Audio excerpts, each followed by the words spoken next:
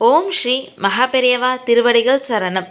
ஒவ்வொரு சூழலிலும் ஒரு தெய்வத்தை எத்தனை முறை வலம் வந்து வழிபட்டால் முழு பலன் கிடைக்கும் எப்படிங்கிறத பற்றி பார்க்கலாங்க. நாம் பொதுவாக ஒரு கோவிலுக்கு சென்றால் அந்த கோவிலில் உள்ள தெய்வத்தை வழிபட்டு விட்டு தெய்வத்துடைய நாமத்தையோ அல்லது ஏதாவது ஒரு மந்திரங்களையோ அல்லது நம்முடைய மனதில் உள்ள வேண்டுதல்களையும் மனதிலேயே சொல்லிக்கொண்டு எதுவும் பேசாமல் அந்த தெய்வத்தை சுற்றி நாம் வலம் வந்து வழிபட்டால் தெய்வத்துடைய முழு அருளையும் நாம் பெறலாங்க. அதன்படி நாம் ஒவ்வொரு சூழ்நிலையிலும் ஒரு தெய்வத்தை எத்தனை முறை வலம் வந்து வழிபட்டால் என்னென்ன பலன்கள் கிடைக்கும், நம்முடைய வேண்டுதல்களின்படி எத்தனை முறை தெய்வத்தை வலம் வர வேண்டும் அப்படிங்கிறத பற்றி இந்த பதிவில் பார்க்கலாங்க. கோவிலுக்கு போய் அங்கு தெய்வத்தை வழிபட்ட பிறகு குறைந்தபட்சம் ஒரு தடையாவது அந்த கோவிலை வலம் வந்து வழிபட்டோம் அப்படின்னா நல்லதுங்க என்பது இந்துக்களுடைய வழக்கமாக உள்ளது. இதனை நாம் பிரதட்சணம் என்று கூட சொல்லுவோங்க. இதில் பல வகைகளும் உண்டு. ஒரு சில தெய்வங்களில் இப்படி வலம் வந்து வழிபடுவதால் நம்முடைய பாவங்கள் தீர்ந்து போகும். ஒவ்வொருவரும் ஆலயத்தை ஒவ்வொரு மாதிரியாக வலம் வருவார்கள். ஒரு சிலர் ஒரு முறை மட்டுமே வலம் வருவாங்க, ஒரு சிலர் 3 முறை, ஒரு சிலர் 9 முறை என வலம் வருவதை வழக்கமாக வச்சிருப்பாங்க. ஆனால் உண்மையாகவே ஒவ்வொரு தெய்வத்தையும் நாம் எத்தனை முறை வலம் வந்து வழிபட்டால் நமக்கு ஏற்ற பலன்கள் கிடைக்கும் அப்படிங்கிறத பற்றி பார்க்கலாங்க. விநாயக பெருமானை 3 முறை வலம் வந்து வழிபட வேண்டும். சனி பகவானை 7 முறை வலம் வந்து வழிபட வேண்டுங்க. பெருமாள், கிருஷ்ணர் மற்றும் ராமரை 4 முறை வலம் வந்து தரிசிக்க வேண்டும். சூரிய பகவானை 2 முறை வலம் வந்து வழிபடுவது சிறந்ததுங்க.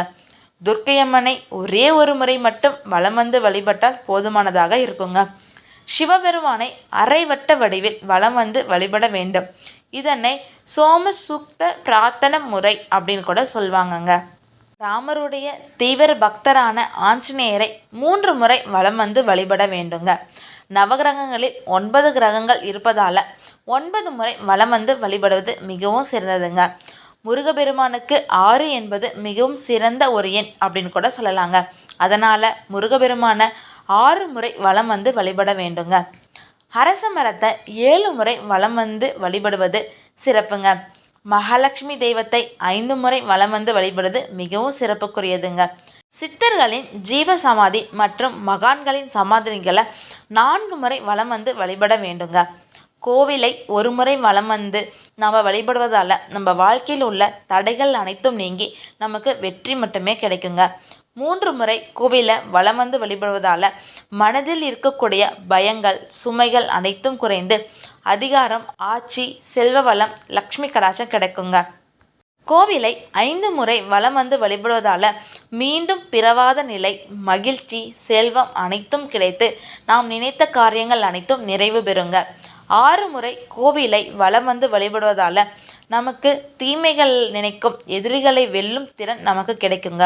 ஒரு கோவிலுக்கு சென்று 7 முறை கோவிலை வலம் வந்து வழிபடுவதால் நாம் நினைத்த காரியங்கள் அனைத்தும் நமக்கு கைகூடி வருங்க. ஆலயத்திற்கு சென்று 9 முறை ஆலயத்தை வலம் வந்து வழிபடுவதால் கிரக தோஷங்கள், ஜாதகத்தில் உள்ள குறைபாடுகள் என அனைத்துமே சரியாகுங்க. 11 முறை ஆலயத்திற்கு சென்று ஆலயத்தை வலம் வந்து வழிபடுவதால் நம்முடைய ஆயுள் விருத்தியாகுங்க. 13 முறை ஆலயத்திற்கு சென்று ஆலயத்தை வலம் வந்து வழிபடுவதால் நம்முடைய வேண்டுதல்கள் அனைத்தும் குறையில்லாமல் நிறைவேறுங்க. 15 முறை கோவிலை சுற்றி வந்து வழிபடுவதால் தனவிருத்தி உண்டாகுங்க. 17 முறை ஆலயத்திற்கு சுற்றி வந்து வழிபட்டோம் அப்படின்னா விவசாயம் செழித்து அதன் மூலம் அதிகப்படியான தானியங்கள் நம்மிடம் சேருங்க. 19 முறை ஆலயத்தை வலம் வந்து வழிபடுவதால் கடன் பிரச்சனை, ஆரோக்கியம் சம்பந்தமான பிரச்சனை அனைத்தும் நீங்கி ஆரோக்கியமான வாழ்வு வாழலாங்க. 21 முறை கோவிலை வலம் வந்து வழிபடுவதால் கல்வி சம்பந்தமான பிரச்சனைகள் தீர்ந்து கல்வி விருத்தி ஏற்படுங்க. 23 முறை கோவிலை சுற்றி வந்து வழிபடுவதால் சுகபோகத்துடனுண்டான நினைத்ததை பார்க்க முடிய அளவிற்கு வசதியான வாழ்க்கை கிடைக்குங்க.